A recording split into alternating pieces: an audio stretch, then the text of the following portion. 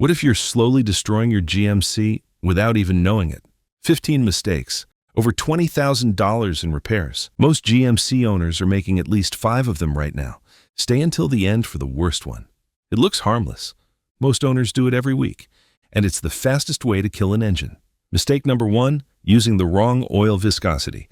If you own a 6.6-liter Duramax, GM specifies 15W40 oil, not 5W30, not 0W20.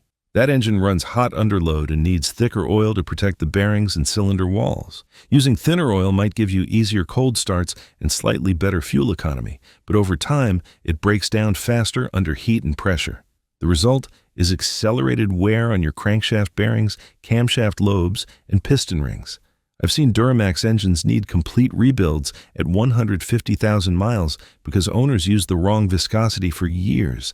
That's a $6,000 mistake that could have been avoided by reading the owner's manual. On the gas side, if you have a 5.3-liter or 6.2-liter, GM specifies 0W20 or 5W30 depending on the year. Don't go heavier thinking it's better protection. Modern engines have tighter tolerances, and using 15W40 can cause oil starvation at startup because the oil pump has to work harder to move that thicker oil through narrow passages. Check your owner's manual. Use the viscosity GM recommends for your specific engine and driving conditions. It's engineering, not a suggestion. Mistake number 2, extending oil changes beyond 10,000 miles on diesel. Yes, synthetic oil lasts longer than conventional, but diesel engines produce more soot and combustion byproducts that contaminate your oil faster.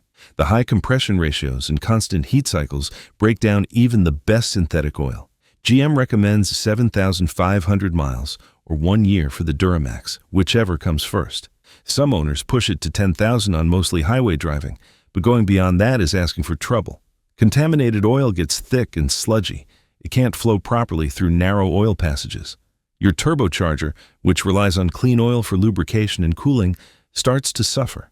The variable vane mechanism sticks, bearings score, and you're looking at a $2,000 to $3,000 turbo replacement. If contaminated oil damages your engine bearings or camshaft, that's an $8,000 to $12,000 rebuild.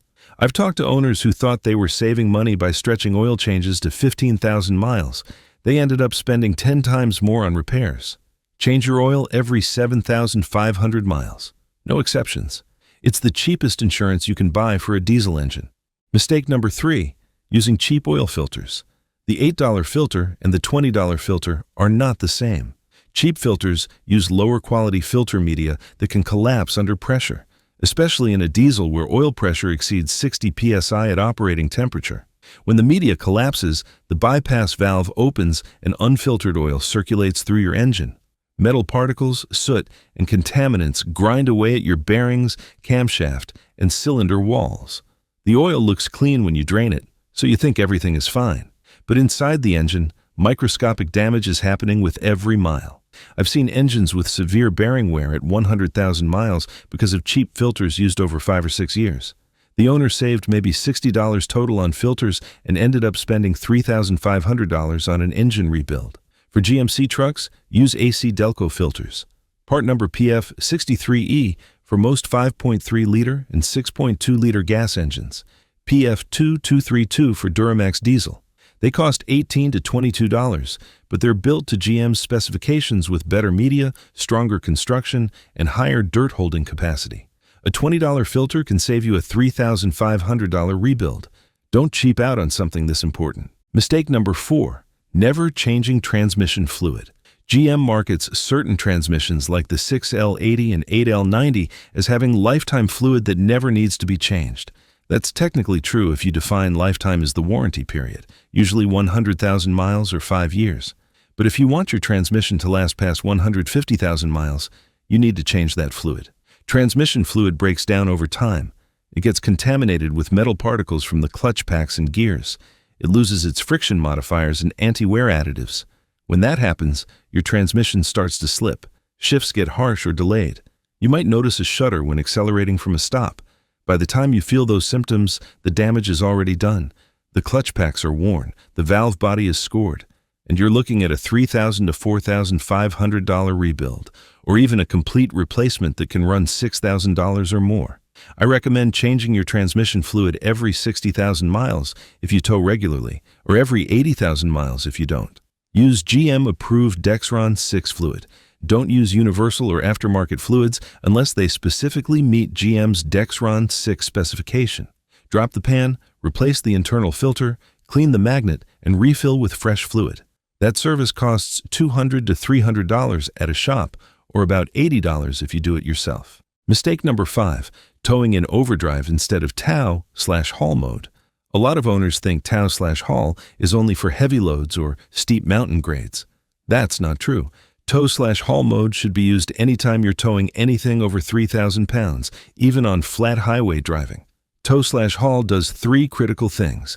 First, it changes the shift point so the transmission stays in lower gears longer.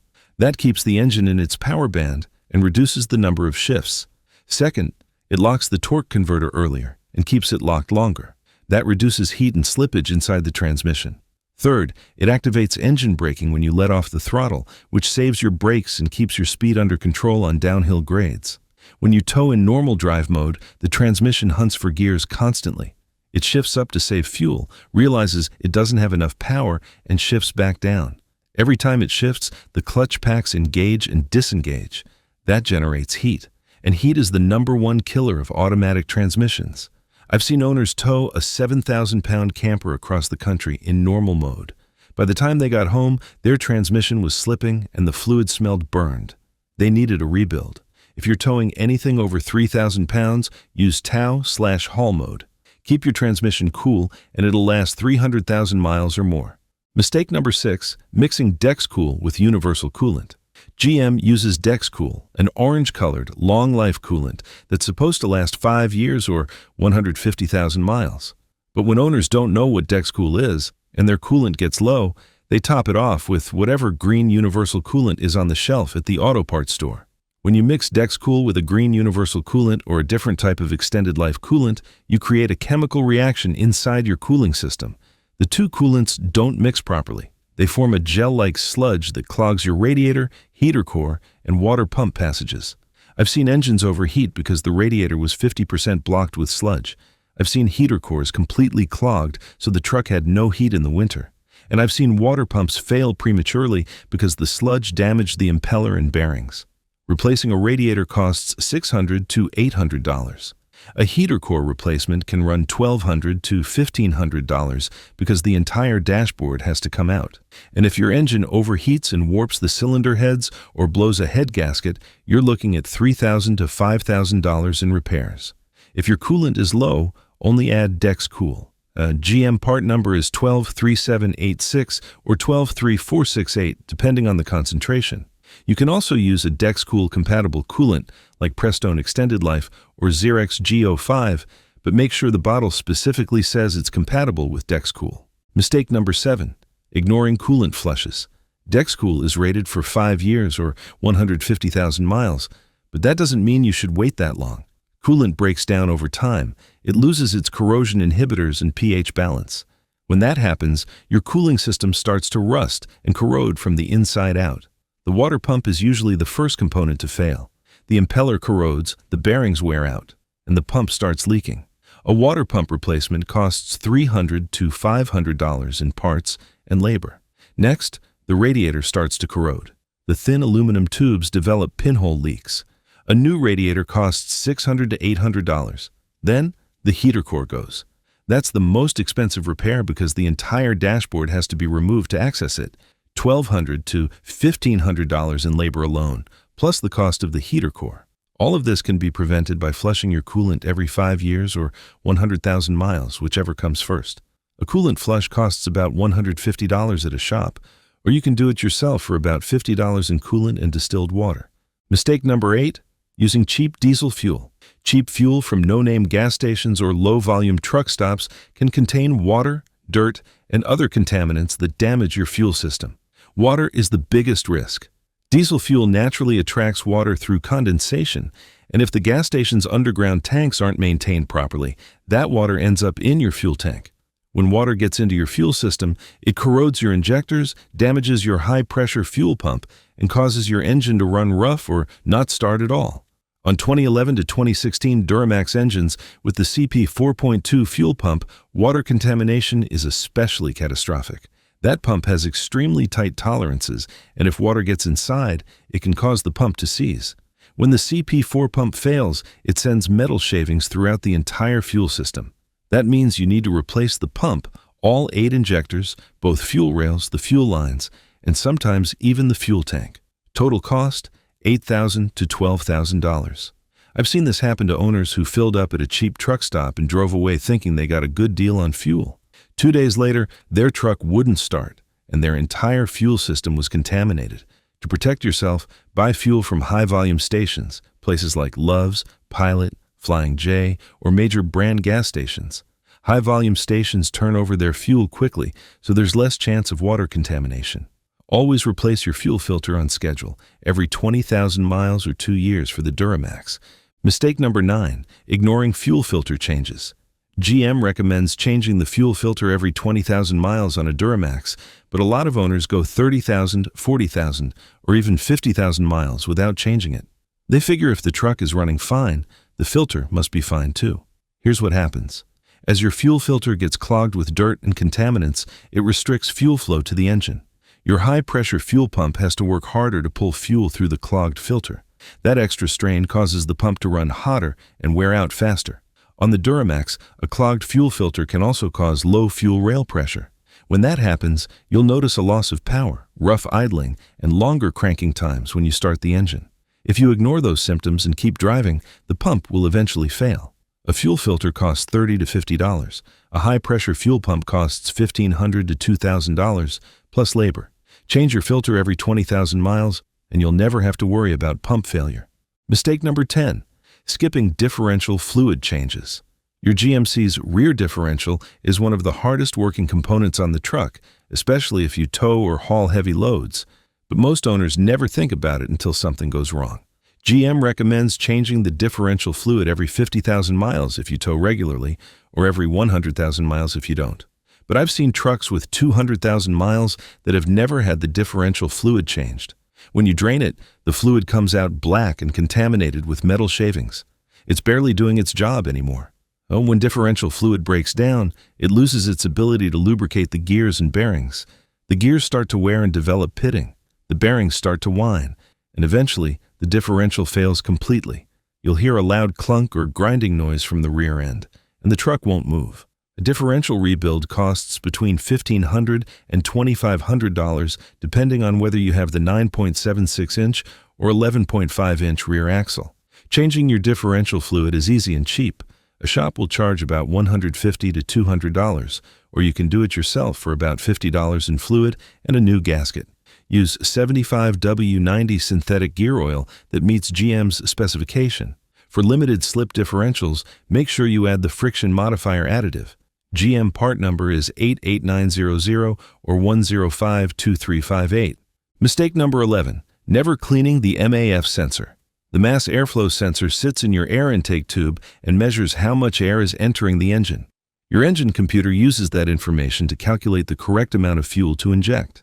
If the MAF sensor gets dirty, it sends incorrect data to the computer and your engine runs poorly. Symptoms of a dirty MAF sensor include rough idling, poor fuel economy, hesitation on acceleration, and a check engine light with codes P0101 or P0171. A lot of owners see those codes and immediately replace the MAF sensor, which costs $150 to $300 depending on the engine. But in most cases, the sensor just needs to be cleaned. You can clean a MAF sensor with a $10 can of MAF sensor cleaner from any auto parts store. The job takes 10 minutes. Remove the sensor from the intake tube, spray it with the cleaner, let it air dry for a few minutes, and reinstall it. That's it. Clear the codes and see if the problem is solved. But if you ignore a dirty MAF sensor for too long, it can cause other problems. Your engine will run rich, which means it's burning too much fuel. That extra fuel can damage your catalytic converter over time, and a catalytic converter replacement costs $1,200 to $2,000. Mistake number 12. Ignoring tire rotations. Tire rotations are one of those maintenance tasks that a lot of owners skip because it doesn't seem urgent. Your truck drives fine, the tires look okay, so why bother? But if you want to get the most life out of your tires, you need to rotate them every 6,000 to 8,000 miles. Here's why. Your front tires wear differently than your rear tires.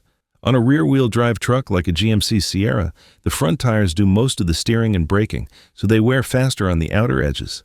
The rear tires wear more evenly, but they can develop flat spots if you do a lot of highway driving.